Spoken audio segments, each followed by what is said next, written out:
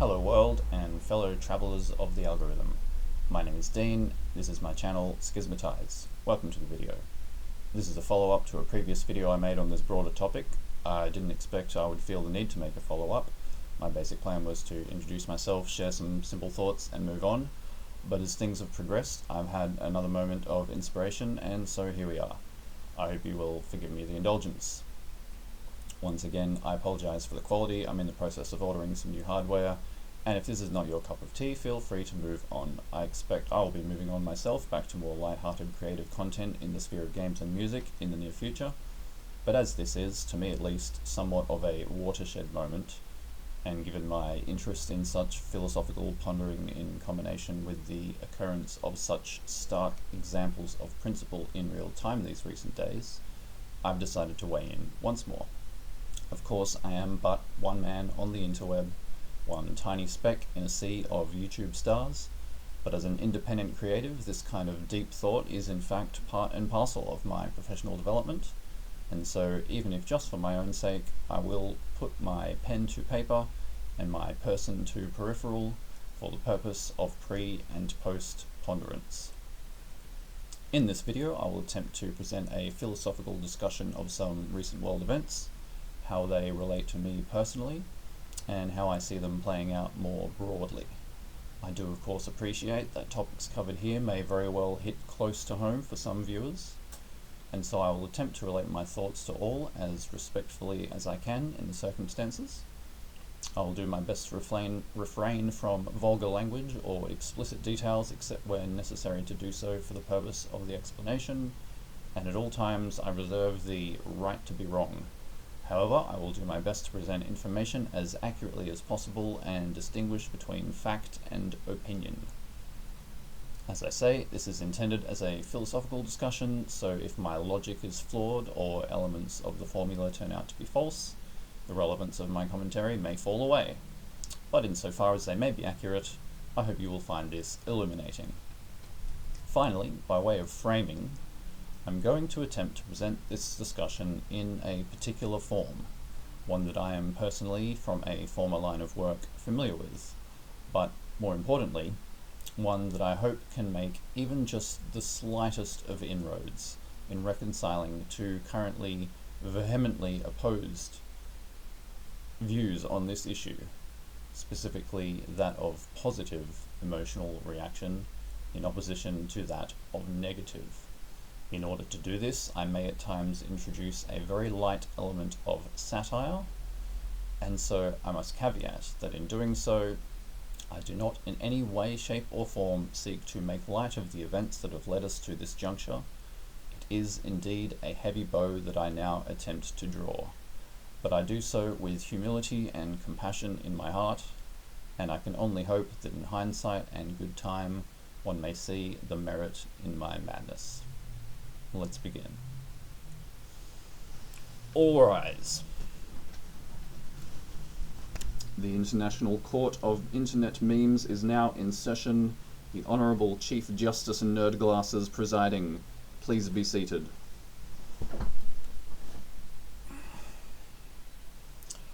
Before I came onto the bench to give public oral submission in this matter, I received in mental chambers a motion to recuse.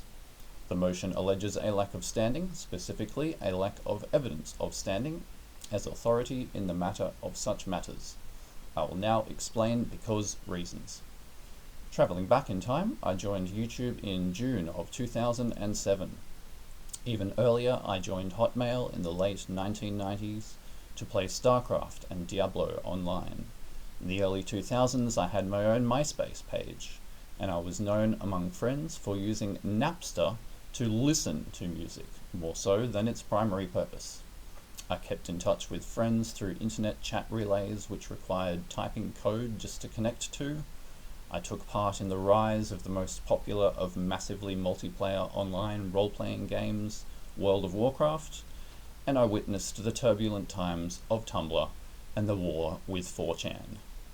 I have read the writings of many a Redditor, and I have borne witness to the birth of internet culture as a whole.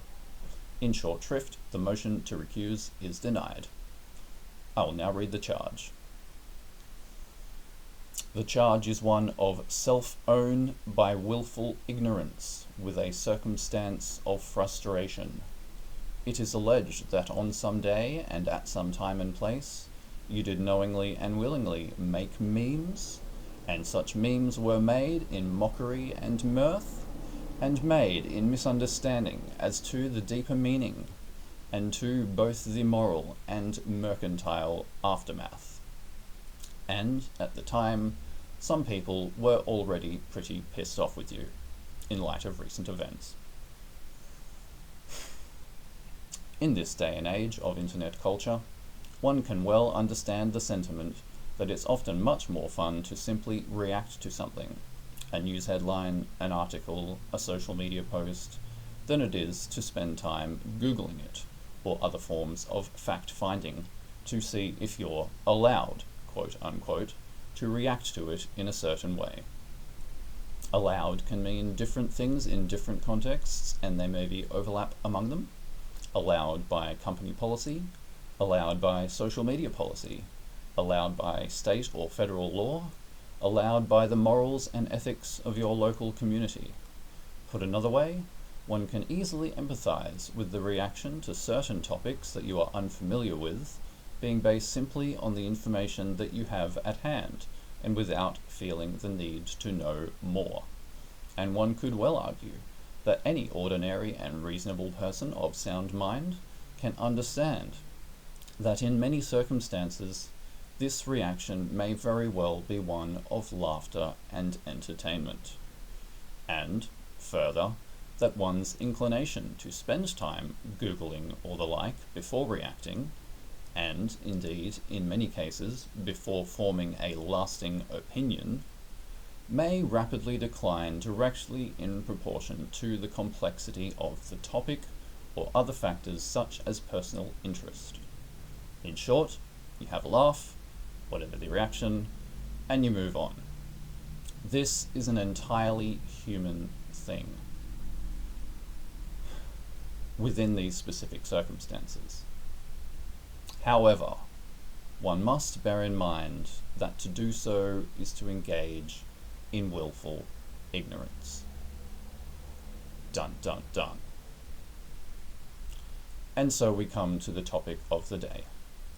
As it so happens, in the particular circumstances of these matters, to react with laughter and entertainment or the like to this particular event in question, that is, to make fun of this particular event in question, is to make fun of someone who has been, most unfortunately, murdered, and, on the face of things, politically assassinated, specifically because of willful ignorance, specifically because of a lasting opinion formed in willful ignorance.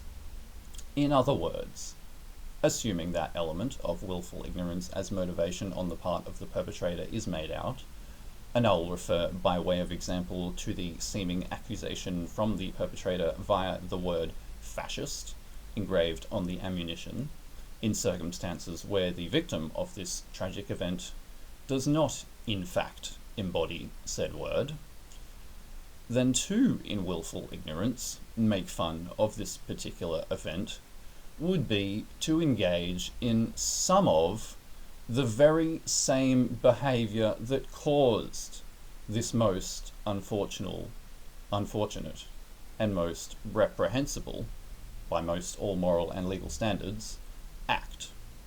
An apparent act of domestic terrorism, a thing which was, again, by most all moral and legal standards, in no way, shape or form excused or deserved in the larger objective circumstances, and something which, therefore, to my mind, even if the allegation of willful ignorance as motivation on the part of the perpetrator were not made out, nevertheless, something which no ordinary and reasonable person of sound mind would make fun of by regular course, and expect affirmation or approval except by way of willful ignorance. I'll refer to this as the allowed by the morals and ethics of your local community context, which also stands as an example of an echo chamber. So it would seem to me that to engage in making fun of this event in these circumstances, to mock such a thing as this as, at the lesser end, frivolous, or in the extreme, deserved, as indeed in the case of the advocation of consequences via criticism of dress code as opposed to words, exposes both the very unfortunate, willful ignorance of the person engaging in this behaviour and the danger of willful ignorance more generally. But it gets worse, because it occurs in circumstances where, first of all, a great many people have already been released from their employment and lost livelihood for this behaviour, the allowed by company policy context, but also, secondly, in circumstances where a great many countries around the world are in the process of introducing or have already introduced quite significant and quite broad-reaching hate speech laws, the allowed by state or federal law context, which I have made submission to my own country's parliament in objection to, on account of said breadth, I might add, though to what end I begin to wonder. And third and finally, as of the most recent news that I am aware of, in circumstances where one country in particular, the country where this event took place, is now in the process of summoning to congressional hearing the chief executive officers of many of the world's largest social media platforms on the interweb, where a great many people are engaging in this behaviour, the allowed by social media policy context, to address the alleged rise in hate speech on these platforms and its potential connection to political violence and domestic terrorism. I do not mean to be overly critical. In fact, I have great sympathy. But to my observation, this is, quite bluntly, the most significant, and in many cases public, self-indictment, that's self-own in slang, that I have ever witnessed in my entire 30-odd years on the interbench, brought about by sheer, unmitigated, willful ignorance, which, as I began, is an entirely human thing.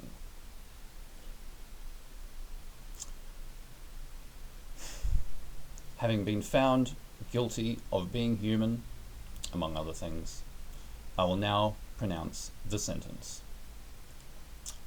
I hereby sentence you to cringe by self-own in circumstances of frustration. You may enter your plea in the space provided, but by all means feel free to hide it.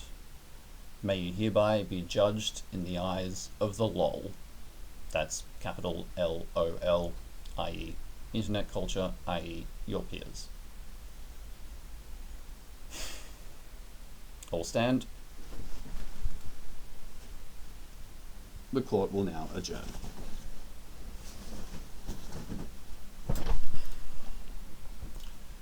Nobody's perfect. Read a book. In fact, I have a recommendation. This is The Giant Book of Military Leaders by Lieutenant Colonel Michael Lanning, an American war veteran. And of course, history is written by the victors, but it's a relatively thin book. With 100 people, only 100 people detailed, it leaves only so much room for propaganda after relaying the basic facts, not unlike a Wikipedia page. Given the time of printing of this one in the late 90s, I would dare say you might find this more accurate than Wikipedia or other online resources these days, but in any event, it includes the likes of Hitler, Khan, Mao. And I've always felt, if you're going to compare one person to another, it does always help to get at least a little bit of your history straight, if you wish to avoid looking a little silly when you say something that isn't quite borne out, and then everyone looks at you like they just saw a ghost. But that's just my take on things, and I hope, if nothing else, you have found it amusing, if not enlightening.